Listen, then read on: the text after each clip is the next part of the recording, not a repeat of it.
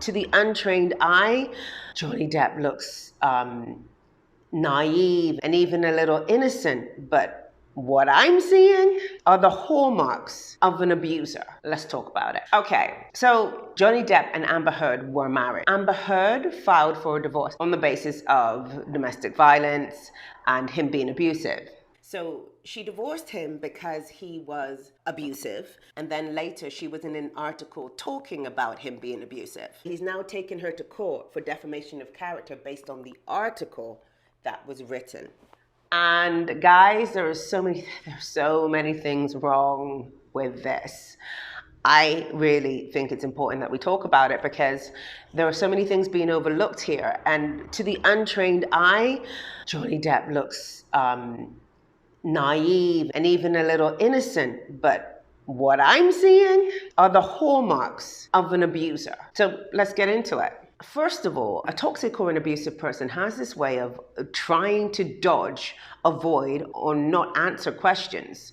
And this can become really frustrating to the person having to interact with them, having to resolve issues with them. He does this on the stand with the actual lawyer. Take a look at this. The two of you shared an enjoyment of controlled drugs or alcohol at that time, right? The two of us were making a film together. With respect, sir, that wasn't my question. My question was the two of you shared an enjoyment of controlled drugs and alcohol at that time. Yes or no? At times. Ms. Heard was quite adamant that you didn't drink anymore and that you should stop using recreational drugs, right? Oh, yes. And she didn't like it when you were high on drugs or drunk on alcohol, right? She didn't like it when it was her perception that I was high on drugs. They'll even introduce irrelevant information as a way of appearing like they're answering the question whilst not answering the question at all. At one point during the trial, the lawyer asked him about a time in which he was asking the doctor to give him cocaine. And check out how he responds to this. Right after you sustained an injury to your finger, is it your testimony that you did not ask for cocaine and ecstasy right after you told the doctor about your finger injury? Is that your testimony?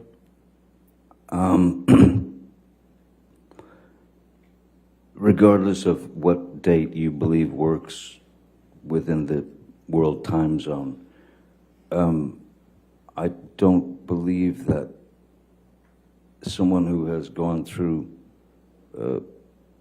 opiate dependency, who has lost the ability to produce dopamine and serotonin in their own body, because that's what the opiate does. Your body no longer needs to make the dopamine or the serotonin. The dopamine and serotonin, as you know, I imagine, are things that keep us it gives us our moods. It gives us. I appreciate that, but my question wasn't that. My question was, I'm just trying right to after school you told the doctor about your finger injury, you were asking for coke. It's entirely possible that you were asking for cocaine and ecstasy. Objection. Yes calls or no? for speculation. No, I'll allow that question. Answer it. Clearly, need more Whitey stuff. Yes, it's a reference to cocaine, but that doesn't. There's nothing here that says that I ingested the drug. Not saying there is, but you were asking for more cocaine and you were asking for more ecstasy, correct? I wasn't asking for more ecstasy. I was asking for ecstasy because that was what I was requested by Ms. Heard. He literally goes straight into the world of irrelevant conversation and word salads and schools the lawyer in the facts of cocaine use, like that was the question. Excuse me, what is actually happening here? What?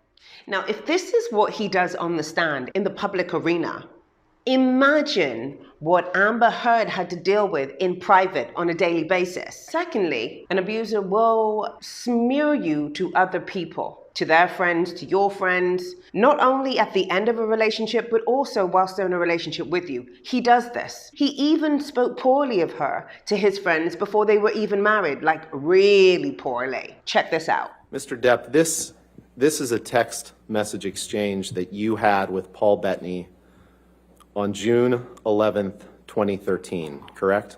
Yes, correct. You text Mr. Bettany, "Let's burn Amber," 3 exclamation points, right? You see that? I do see that. And at this time, June 11th, 2013, Amber is your girlfriend or perhaps even your fiance at this point, correct? Girlfriend, Yep. for sure. After that, you made another comment, and I'd like to apologize to the court and to the jury for some of the language that I'm going to have to use today, but unfortunately, you're going to see a lot of documents with language like this. After you said, "Let's drown her before we burn her," Mr. Depp, you said, "I will her burnt corpse afterwards to make sure she is dead." That's what you said that you would do after you burned her and after you drowned her. Did I read that right? You certainly did, yes. And you wrote that about the woman who would later become your wife. Yes, I did. Okay. On January 17th, 2013, Mr. Depp, you texted the following: "For the idiot cow," 3 exclamation points. Next text: "Will do. I'll smack the ugly around before I let her in. Don't worry." And apologies again to the court and the jury for this language. And then you close by saying, "Did that worthless hooker arrive?" Did I read that right? You did, sir. Excuse me, why would you go on to marry someone that you already view in this way? You already have these negative thoughts about. Why?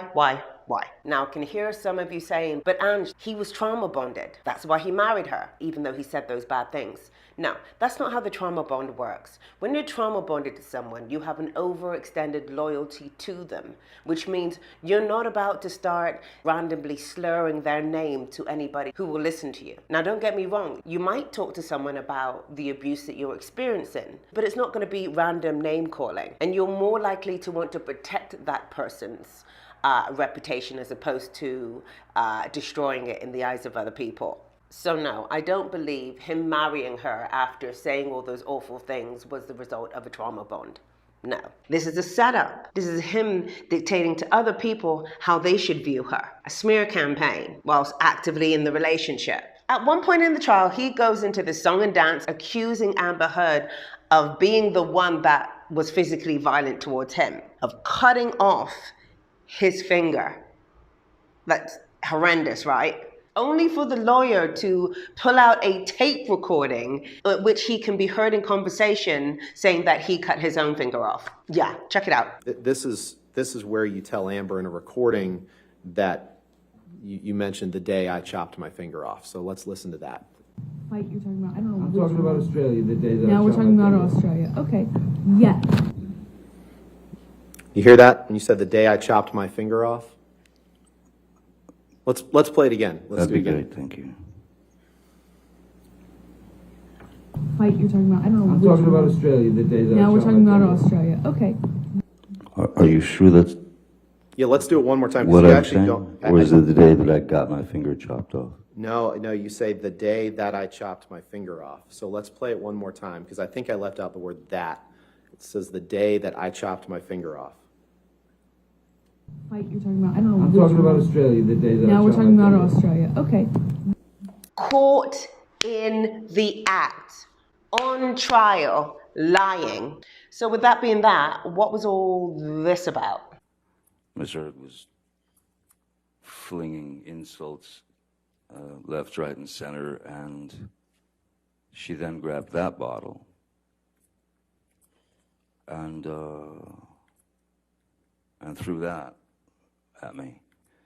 And the way that the bar was situated and where Miss Heard was, so if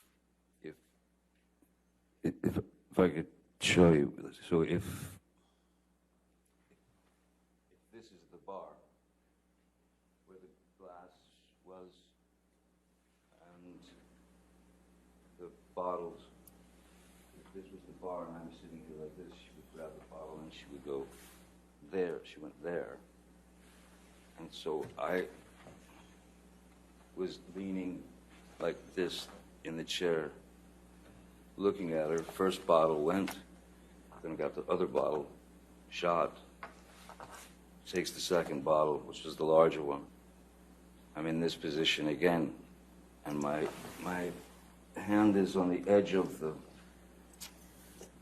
bar, like that, you know, leaning over, the fingers like that, and she threw the large bottle, and it made contact and shattered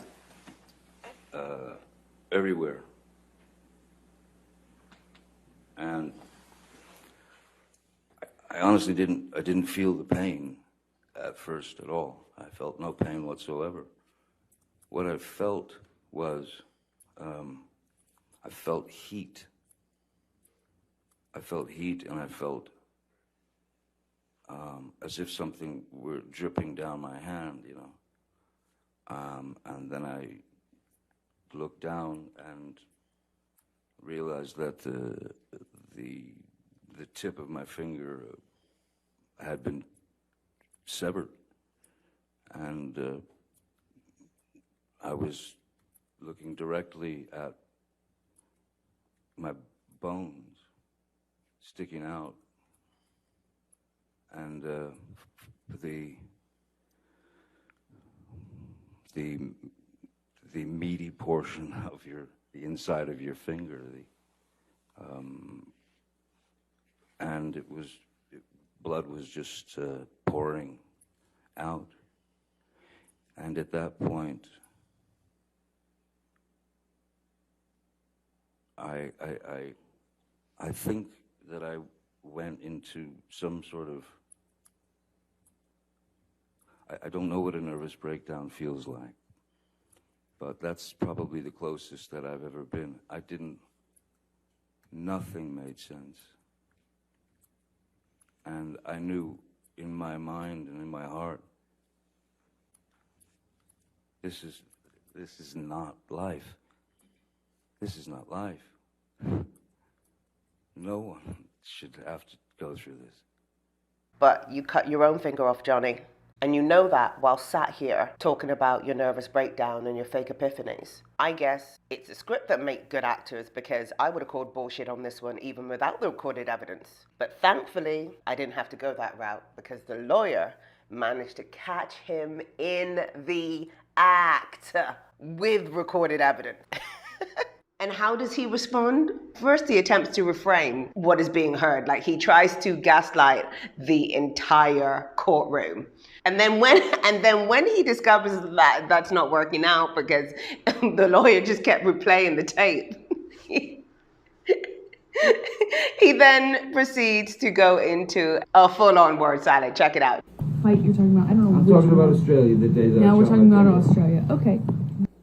Are you sure that's Yeah, let's do it one more time. 'Cause what you I'm actually saying? don't. Or is it the day that I got my finger chopped off? No, you say the day that I chopped my finger off. So let's play it one more time, because I think I left out the word that.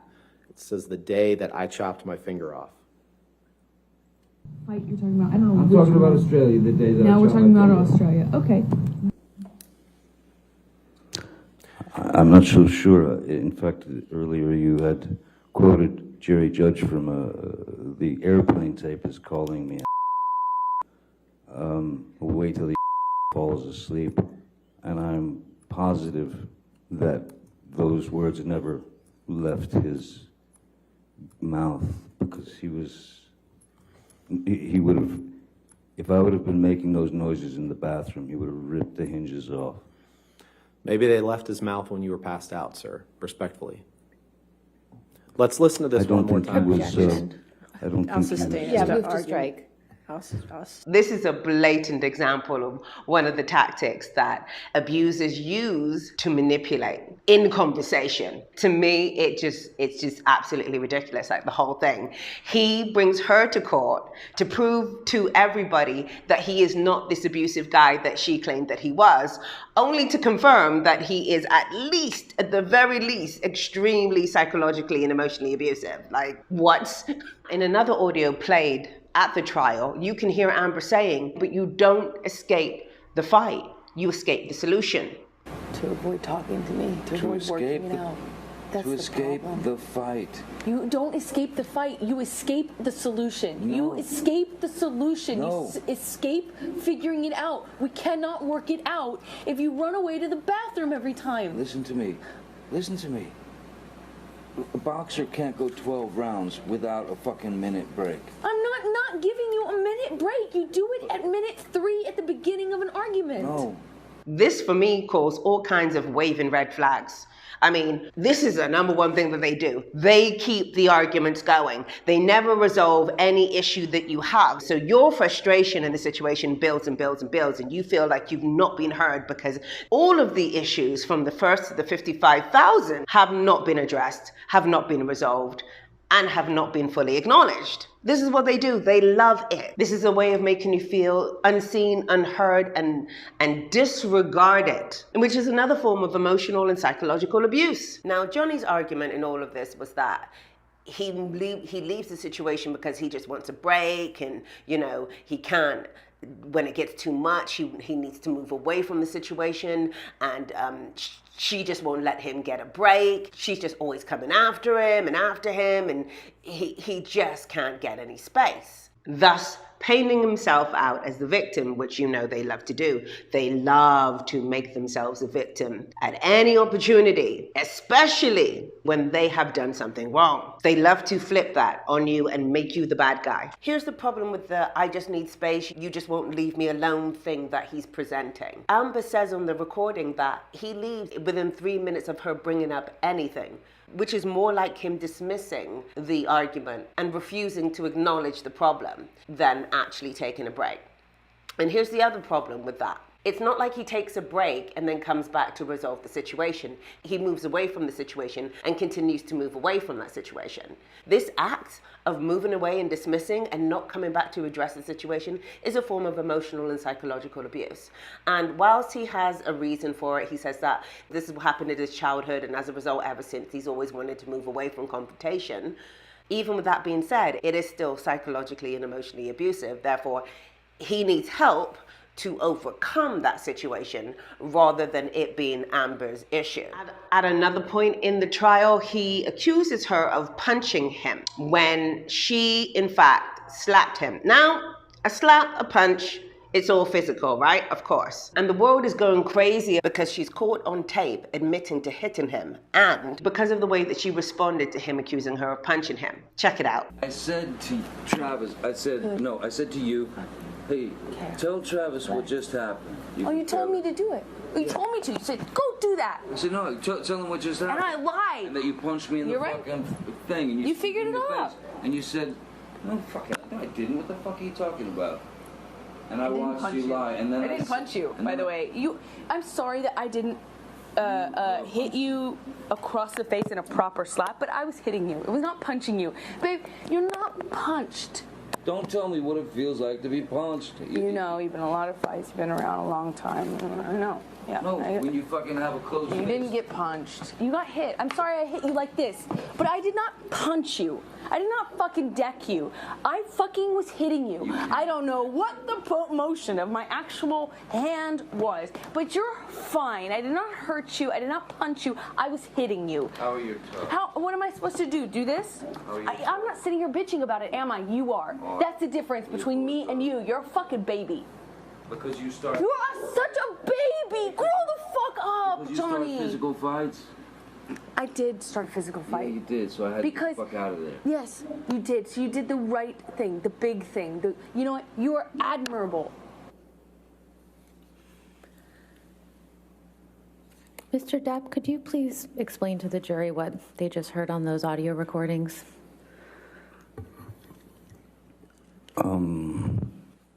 Now, here's the thing. Firstly, she apologized for hitting him at all, which is more than he has done throughout this trial. He's not admitted any fault in any area. Another thing toxics and abusers do, like a pro, is avoid taking any responsibility for anything that they do. And he did it so well here, to his own detriment in my eyes, because this is what abusers do, right? So it's clear from the get-go that she's not an abuser because she straight away apologizes for her bit. She straight away takes responsibility for what she did. But then she corrects him and says, I didn't actually punch you though.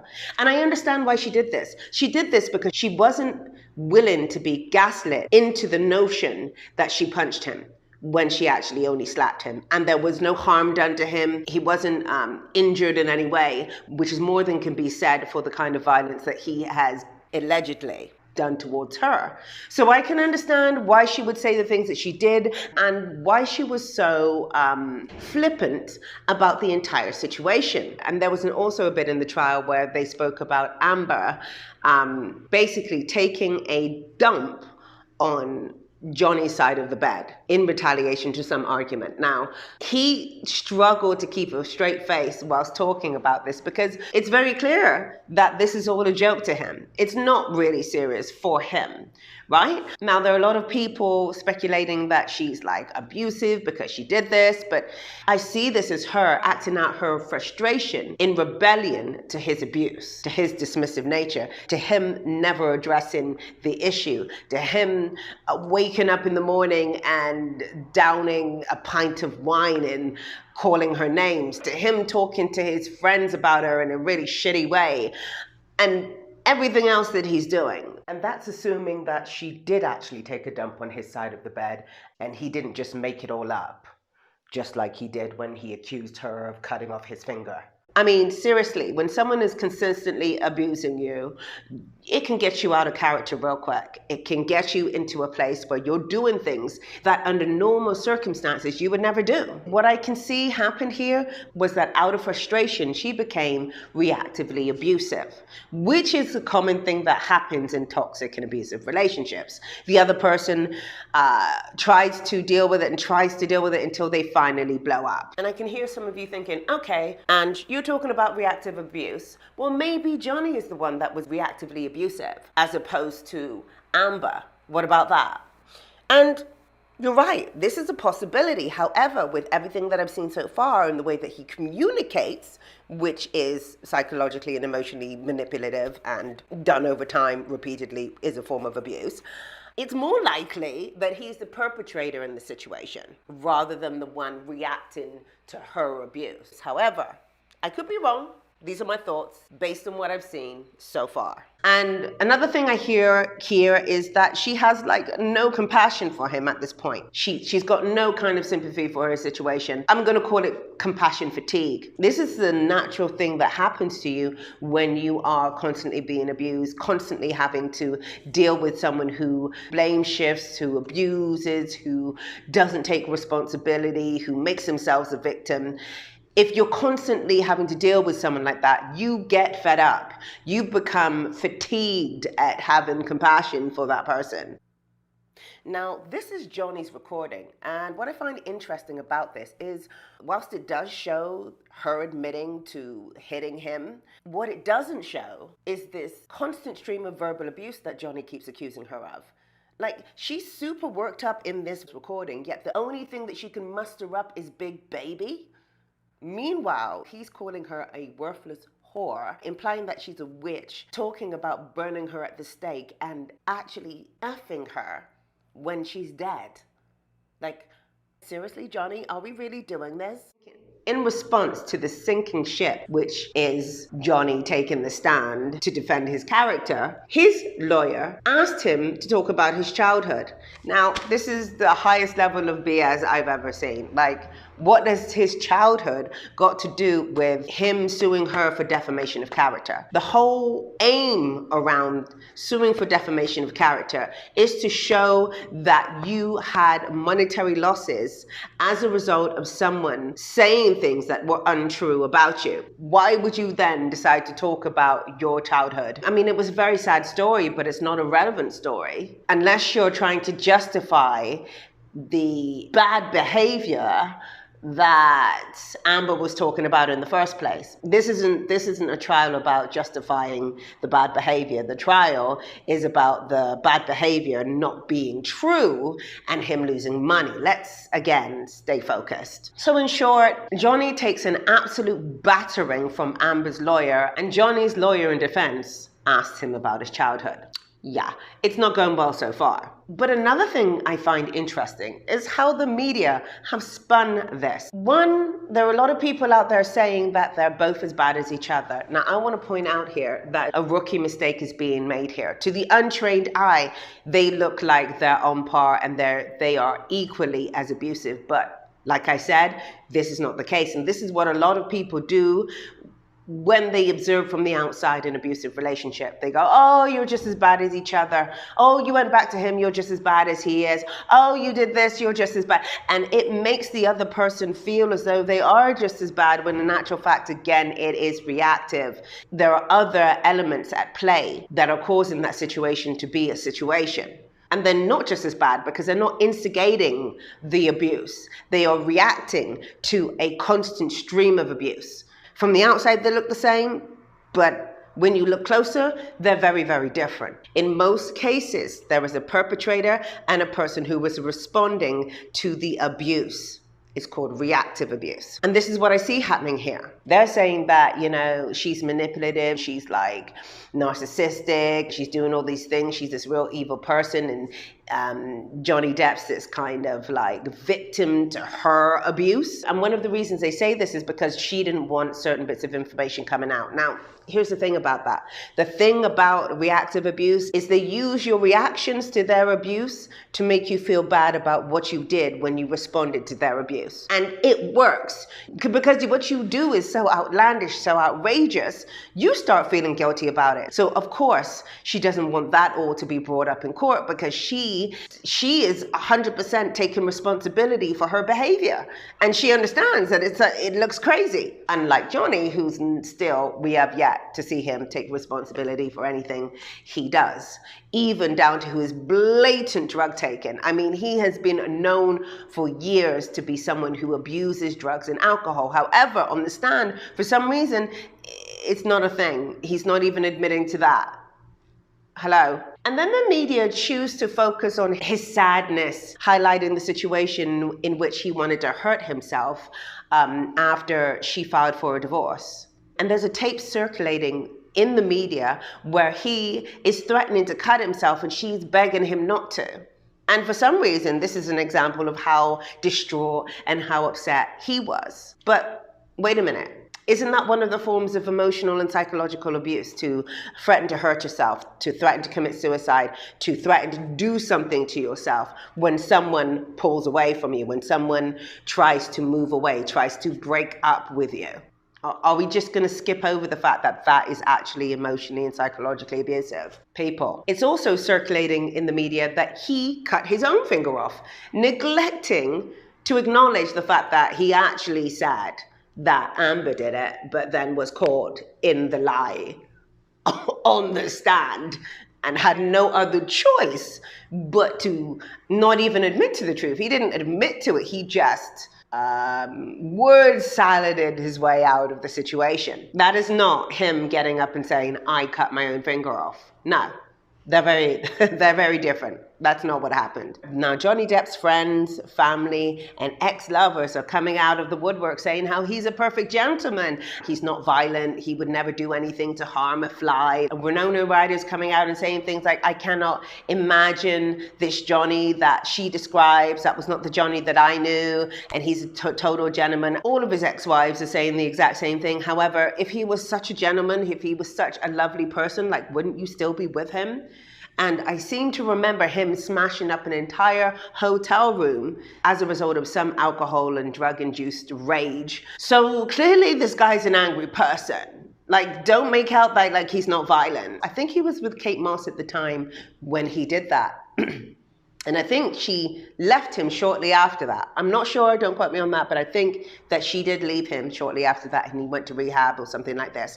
Anyway, point is, he clearly can be aggressive. He clearly can be violent. So in conclusion, whilst I've not seen any footage of him actually hitting her, what I've seen of his emotional and psychological manipulation tactics, this guy is at the very least psychologically and emotionally abusive, for sure. For sure. And as you know, psychological abuse precedes physical abuse. So It's not that far of a reach that actually he did do the things that she's saying that he did. And now he's taken her to court for defamation of character because he thinks that he's powerful enough to gaslight the entire nation, which seems to be working to a degree, that he's actually this non-violent guy who would never hurt anyone, and she's just a gold-digging whatnot, which is another way of abusing her, really, because he's now dragging her into court and bringing up all of these other things on top of the physical and emotional abuse she's already endured, allegedly. Now he's got the whole world looking at her like this crazy, manipulative, gold-digging whore. Like, how much more can one take? Since recording this video, more things came to my attention that I really want to include in this video. Here's Johnny explaining why he took Amber to court for defamation of character, which, considering the lies we've witnessed him tell under oath, is ridiculous. And as with most of his testimony, he struggles to keep a straight face and has to literally stifle his laughter while saying it, but check it out. I didn't want any of those people to believe that I had done them wrong or lied to them or that I was a fraud. I pride myself on honesty. I pride myself on truth. Truth is the only thing I'm interested in. Other lies will get you nowhere, but lies build upon lies and build upon lies. It's too much to cover. I'm obsessed with the truth, and here's where he denies under oath ever hitting Amber or sexually assaulting her yet. Doesn't deny his actions in any of the recordings where she accuses him of being violent and hitting her, but instead is heard trying to make her feel bad for calling the police and making reference to the finger he lost as a result of his own actions and a can she threw at him. Mr. Depp, have you ever physically assaulted Miss Heard? never, Have you ever sexually assaulted Miss Heard? never, certainly not. You told IO to call the cops. When while it was happening? Yeah. Oh, I'm sorry, because the last time that it got crazy between us, I really did think I was going to lose my life, and I thought you would do it on accident. And I told you that. I said, oh my God, I thought the first time. Amber, I lost a fucking finger, man. Come on. I had a mineral can of mineral spirits thrown at my nose. You can please tell people that it was a fair fight and see what the jury and judge think. Tell the world, Johnny. Tell them Johnny Depp. Johnny Depp, man, I'm a victim too of domestic violence. And yes. It's a fair fight. And see how many people believe or side with you. It doesn't matter if for fair fight, my ass. Exactly. Because I fucked up and cried in my bedroom after I had dumped you a fucking week prior. A fucking week prior after you beat the shit out of me. And then a week later you show up at my doorstep in my room saying you want to say goodbye. Okay, say goodbye. Oh, I said it? Yes, you did say it. I'll go to the text messages so that we're clear on the tape. Yes, you said it before to me. Okay. Well, yes, you do, because you wouldn't have used that as a way to hit me. I was pouring my heart out to you. What do you do? Let me get it. Let me get it. Stab in here. That's what you saw, huh? You listened to me cry. And you're like, now I can get her. Is that what you think? You just do it without thinking. You do it without thinking, huh? You don't. Get him. Stab him when you can. You throw a swing when you can. And what win better than to win on the floor? Because that's when it's really good to hit someone. Here's where he accuses her of putting out a cigarette on his face, only for Amber's lawyer to pull out a recording of him putting out a cigarette on her. He basically switched roles, which is another thing abusers love to do when retelling the account of events. What is this a picture of? That is, that's me in the emergency room. And I see a detail that I'd forgotten, which is the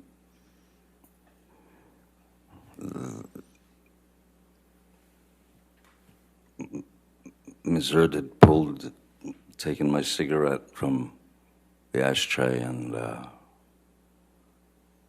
stomped it out in my face here. Could you mark on the screen where you see that? Go put your fucking cigarettes out on someone else. You fucking have consequences for your actions. That's it. Shut up, fat ass. Yeah, you got me there.